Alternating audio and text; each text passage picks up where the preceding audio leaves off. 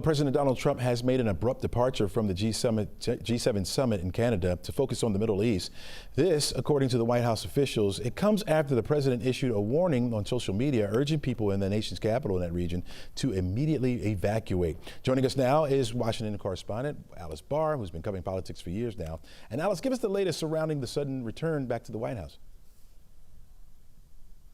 Yeah, Chesley, President Trump's early departure from the G7 itself just underscores how serious this moment is between two major military powers in the Middle East, Iran and Israel. President Trump spoke to reporters on board Air Force One about the escalating conflict, saying that he is not looking for just a ceasefire, that he's looking for something more than that, a full end to the conflict, and was adamant that Iran needs to give up its nuclear ambitions, its entire nuclear program.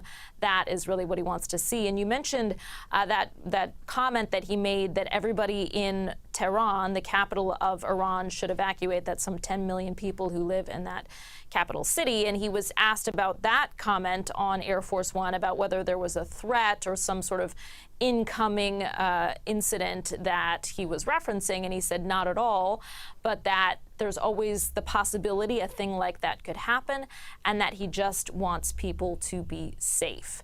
So the president has called for his National Security Council to be ready in the Situation Room, according to an administration official. He landed just a little while ago and headed back to the White House, and we anticipate went right in to meet with his national security counselors in order to kind of weigh the next steps and where to go from here. Was there any other questions on the airplane, on Air Force One, about them firing back on us? Was there anything mentioned about it at all?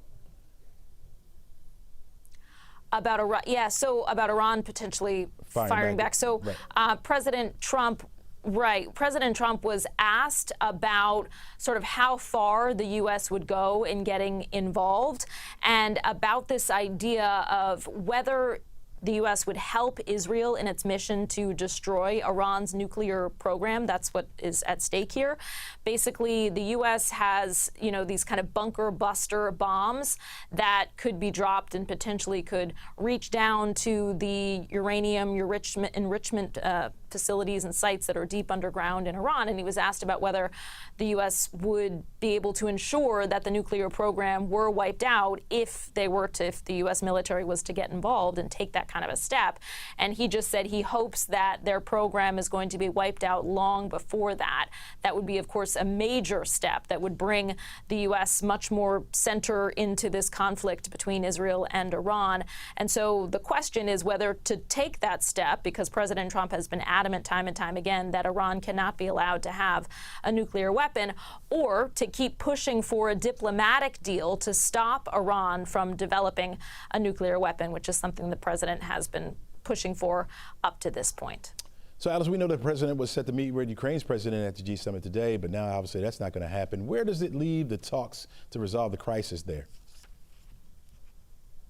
Yeah, unfortunately, that very compelling and also quickly developing situation is kind of taking a back seat now to what's happening between Israel and Iran. But it comes after just overnight, the UN says that there were some of the largest strikes on Ukraine by Russia over the course of the past year, and a number of people killed, sites within Kyiv targeted. So it's very clear that Russia is not slowing down in its barrage on Ukraine. And yes, Ukrainian President Volodymyr Zelensky had traveled to the G7 and was set to have a meeting with President Trump today. But again, that is scuttled while this focus is shifted right now to the escalating conflict between Israel and Iran. All right, Alice, thanks for keeping us updated. Really appreciate that.